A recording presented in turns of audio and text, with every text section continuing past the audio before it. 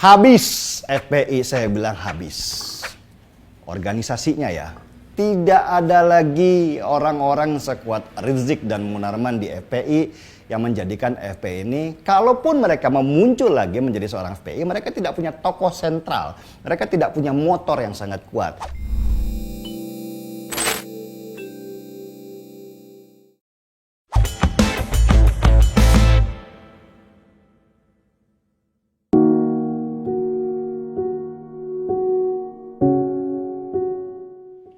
Mas, sebenarnya yang saya tahu Munarman itu ditangkap karena dia ini merupakan seorang teroris. Tetapi apa sih yang sebenarnya dia lakukan sampai ditangkap? Gini, saya udah pernah cerita ya, udah nulis banyak hal tentang bagaimana peran Munarman ini yang merupakan tokoh sentral dari banyak kejadian perusakan di Indonesia ini. Munarman mungkin bukan orang yang melakukan kerusakan secara langsung, tetapi dia diduga memfasilitasi, memotivasi, ya kan, mengembangkan jaringan, menghubungkan dengan kelompok dari Timur Tengah dan segala macam. Jadi Munarman ini bisa dibilang orang yang paling pintar di FPI itu sendiri. Sedangkan yang lain-lain itu lebih kepada memang pasukan-pasukannya saja. Jejak Munarman itu sebenarnya terlihat sejak tahun 2015 waktu terjadi pembayatan di sana. Di sana Munarman hadir. Cuman pada waktu itu memang tidak ada yang melaporkan. Sedangkan kelompok yang yang dari Timur Tengah ini, kelompok global ini memang sedang mengembangkan ke Asia Tenggara termasuk ke Indonesia. Nah, ketika Munarman hadir di sana, orang masih belum ngeh apa yang terjadi. Nah, kepolisian itu baru bisa memetakan situasinya itu ketika terjadi peristiwa pemboman di Makassar kemarin. Dari situlah kemudian terbongkar jaringan Makassar yang mereka kumpul dalam konsep pengajian di sebuah perumahan. Nah, dari banyak orang yang ditangkap, puluhan orang ditangkap, yang terbesar itu adalah para kader-kader FPI yang kumpul di sana. Dari mereka lah kemudian dapat cerita bahwa yang memotivasi mereka, yang menginspirasi mereka, yang membangun jaringan mereka untuk bisa melakukan pengerusakan adalah Munarman. Nah, dari situlah kemudian polisi mengembangkan sampai kemudian dilihat lagi lah video pembayatan di tahun 2015 itu. Dan ternyata bukan hanya pembayatannya ada di situ saja, di Makassar saja, tetapi juga di Jakarta dan di Medan. Jadi peran Munarman ini sangat sentral sekali dalam FPI. Kenapa polisi baru sekarang menangkap Munarman? Kenapa polisi baru sekarang menangkap Munarman? Ya karena tidak ada laporan dari masyarakat. Ingat, di dalam undang-undang anti terorisme, semua orang atau siapapun yang mengetahui ada kejadian atau kegiatan terorisme itu wajib melaporkan kepada polisi. Selama tidak ada laporan pada waktu itu, ya polisi tidak bisa bertindak apa-apa. Nah, polisi baru bisa bertindak ketika sudah ada kejadian seperti kejadian pemboman di Makassar kemarin itu. Baru kemudian dilihatlah, dipetakanlah peristiwa itu sampai ke belakangnya diurut kembali. Baru terlihat oleh Munarman. Jadi bukan kemudian polisi nggak bisa langsung tiba-tiba menangkap seorang Munarman hanya gara-gara kejadian tahun 2015. Tetapi harus ada peta besarnya dulu nih. Baru bisa melihat, ini yang disebut dua alat bukti yang cukup. Nah, ketika alat bukti ini sudah cukup, baru bisa menangkap. Selama tidak ada alat bukti, mana bisa polisi menangkap? Bisa-bisa mereka kena permasalahan di hak asasi manusia. Oke, Mas Denny percaya Munarman otak dari aksi-aksi teror di Indonesia? Saya sangat percaya, meskipun tidak semua ya. Tetapi peran-peran Munarman itu sangat kuat di sana. Bukan dia yang melakukan, bukan. Munarman terlalu pintar untuk melakukan aksi-aksi itu. Tetapi bahwa dia membangun jaringannya, dia memfasilitasinya, dia memotivasinya, ya kan? Itu adalah ciri-ciri orang yang pintar memanfaatkan atau mengeksploitasi situasi. Munarman tahu orang-orang FPI ini nggak ada yang pintar. Bahkan Rizik Syihab aja nggak pintar. Ya kan? Rizik Syihab adalah orang yang secara kultural itu mendapatkan gift sebagai cucu Nabi. Ya, dan dia mampu melakukan ceramah-ceramah yang revolusioner, mampu menggerakkan orang. Tetapi bagaimana strategi supaya FPI ini besar itu bukan Rizik Syihab. Dia hanyalah simbol yang dipakai. Munarman inilah tokoh sentralnya sebenarnya. Dia yang membangun jaringannya, dia mencari dananya, donasinya. Dia mengembangkannya, menjadikan FPI dari organisasi preman menjadi organisasi yang radikal. Itu Munarman semua. Apakah Rizik Syihab tahu bahwa selama dia di Saudi, FPI telah berubah jadi organisasi teroris di bawah kendali Munarman? Oh, sangat tahu. Munarman ini adalah orang kesayangan Rizik Syihab. Tanpa Munarman, Rizik Syihab bukan siapa-siapa dan bukan apa-apa. Munarman inilah yang bisa membangun sebuah propaganda bahwa Rizik itu adalah imam besar. Munarman itulah yang membangun jaringan kepada beberapa elit politik dan elit pengusaha hitam di negeri ini supaya bisa mendapatkan dana untuk pengembangan FPI. Munarman juga lah yang membangun jaringan sampai ke luar negeri internasional untuk bisa mendapatkan donasi-donasi untuk bisa membangun FPI ini menjadi lebih besar. Ya, bagaimana cara FPI ini bisa menjadi besar? Ya, harus ada simbol. Simbol ini yang harus dibangun supaya orang tertarik, orang simpati, orang berminat untuk masuk ke dalam FPI. Siapa yang cocok untuk simbol itu? Ya harus dilihat dulu persyaratannya, bahwa dia ada hubungannya dengan keturunan Nabi Muhammad SAW, ya kan? Yang kedua, dia harus ulama. Dalam artian ulama ini bisa dibangun konsepnya ulama. Yang ketiga adalah bahwa dia mempunyai jaringan di kalangan-kalangan yang mempunyai konsep yang sama dengan dia. Rizik Syihab sudah sangat cocok karena itu dia ditempatkan di atas, dijadikan sebuah simbol, dibangun propaganda besar-besaran dengan baliho dan berita. Dibangunlah konsep peristiwa-peristiwa di mana orang ini kemudian menjadi lebih besar daripada daripada apa yang nyatanya. Ya. Nah, ketika itu kemudian sudah terjadi, Munarman mengambil strategi untuk mengembangkan FPI ini bisa lebih besar lagi. Dan ketika sudah besar seperti itu, dia sudah berniat untuk mengembangkan FPI dari organisasi lokal menjadi organisasi internasional. Seperti yang terjadi di Nigeria, di sana ada Boko Haram, ya kan? Atau misalnya di Afghanistan, di sana ada Taliban. Seperti itulah. Oke, siapa itu Abu Bakar Bashir? Benarkah dia mentor yang menjadikan Munarman itu menjadi radikal? Kalau dibilang mentor itu juga kurang tepat ya. Jadi begini, cara Munarman untuk mengubah FPI dari organisasi preman lokal ya kan menjadi organisasi internasional ini membutuhkan semangat-semangat dan strategi-strategi yang juga sifatnya internasional. Ya.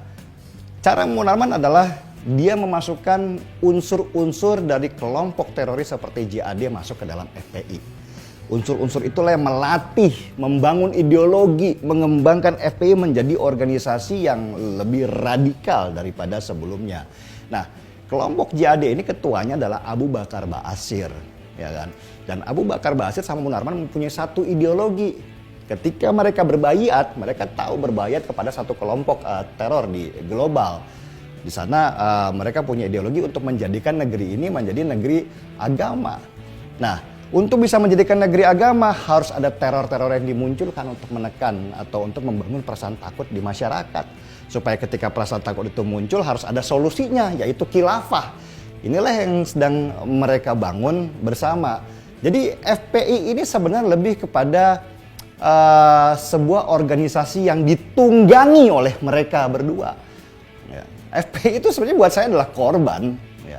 Mereka ya pengen bikin organisasi, dapat duit dari parkir lah ya kan, atau dari keamanan sekitar ya. Tetapi ketika Munarman masuk dan kemudian mengkombinasikannya dengan JAD, maka FPI menjadi lebih ganas dari sebelumnya. Apakah ada aktor teroris lain di atas Munarman? Di FPI, di FPI ya Munarman paling tinggi, nggak ada lagi yang lain. Ya kan, bahwa Munarman kemudian membangun jaringan dengan banyak pihak, iya pasti. Karena tidak mungkin ada yang stand alone atau berdiri sendiri. Nah, tetapi di dalam FPI sendiri, istilahnya kalau Rizik Syihab adalah barang dagangannya atau produknya, CEO-nya itu ya Munarman, yang paling tinggi itu dia. Oke, di periode kedua, Presiden Jokowi tampak lebih tegas terhadap radikalisme. Apakah ini terkait dengan sosok Menko Polhukam yang berpindah dari Wiranto yang militer ke Mahfud MD yang ahli hukum? Mahfud MD. Ya, Mahfud MD. Gini, sebenarnya sejak dulu juga Jokowi sangat keras dan tegas terhadap radikalisme. Ya. Cuma tegas dan kerasnya ini ukurannya harus seperti apa? Kalau dia main pukul begitu saja, berantakan kita. Contoh misalnya dulu gerakan 212, gerakan 411, bahkan Jokowi sempat hadir di 411 itu. Bukan karena dia setuju dengan gerakan itu, tetapi dia tidak ingin situasi ini diperparah dan diperbesar oleh kelompok-kelompok mereka ketika ada hantaman kepada mereka. Oh enggak, Jokowi itu seperti berselancar di dalam situasi. Selama tekanannya besar menuju ke arah utara misalnya, dia akan ikut ke arah utara. Supaya apa? Supaya tidak bertentangan. Kalau bertentangan ini akan terjadi bentrokan besar. Nah, ketika mengalir sama-sama ke utara, dia kemudian membelokkan aliran ini dan diperkecil sampai ke titik yang lebih memungkinkan dia untuk mulai memecah satu persatu. Itu Jokowi mainannya, mainan orang Solo, ya kan? Beda kalau kemudian Prabowo jadi presiden misalnya. Kalau Prabowo jadi presiden main hantam aja, oh dia akan memunculkan dirinya sebagai seorang militer main hantam. Dan itu yang terjadi di Suriah. Di Suriah kan begitu, presidennya militer, dari militer. Dan dia ketika ada kelompok-kelompok seperti itu tidak ada pakai kompromi, pukul. Nah ini yang diharapkan oleh kelompok-kelompok itu. Ketika saya dipukul, ketika ada korban jatuh, maka mereka akan memasukkan atau memainkan konsep terzolimi, menjadi playing victim, ya kan, menjadi korban. Dan mereka akan memfoto, memvideokan semua korban-korban itu dan mereka menyebarkannya ke internasional untuk membangun simpati terhadap mereka. Nah Jokowi enggak, dia ikut dulu mau kemana sih ini kelompok-kelompok ini. Nah ini yang orang banyak nggak sabaran sebenarnya. Ya kan? Mereka menganggap Jokowi lemah. Enggak, Jokowi itu enggak lemah, dia sangat strategis sekali cara berpikir. Untuk memakan misalnya catur itu, untuk memakan sebuah bidak raja misalnya, kan nggak bisa langsung tiba-tiba main makan begitu aja. Harus ada langkah-langkah yang terukur dan pasti. Nah pada titik di mana ketika FPI ini, ketika Rizik Syihab pulang, dia sudah berpikir inilah waktu yang terbaik untuk bisa membubarkan FPI. Kenapa? Karena pada waktu Rizik Syihab pulang, dia menjadi orang yang over confidence terhadap dirinya bahwa dia disambut oleh masyarakat, ya kan? Nah, ada pengaruh juga Pak Mahfud MD masuk sebagai Menko Polhukam menggantikan Pak Wiranto sebenarnya. Tetapi yang paling utama itu, poin utamanya adalah di Jokowi. Ketika Jokowi bilang hajar mereka, tetapi jangan bikin keributan, maka pelan-pelan FPI itu dihajar, bukan hanya rantingnya saja yang dipotong, bahkan dicabut sampai ke akar-akarnya. Lihat FPI bubar. Dulu yang kelihatannya buat orang banyak FPI itu adalah organisasi yang menakutkan, sekarang cuma jadi bahan ejekan. Itulah Jokowi. Tanpa Rizik dan Munarman, apakah kelompok FPI benar-benar akan tamat? Habis FPI, saya bilang habis. Organisasinya ya. Tidak ada lagi orang-orang sekuat Rizik dan Munarman di FPI yang menjadikan FPI ini, kalaupun mereka memuncul lagi menjadi seorang FPI, mereka tidak punya tokoh sentral. Mereka tidak punya motor yang sangat kuat.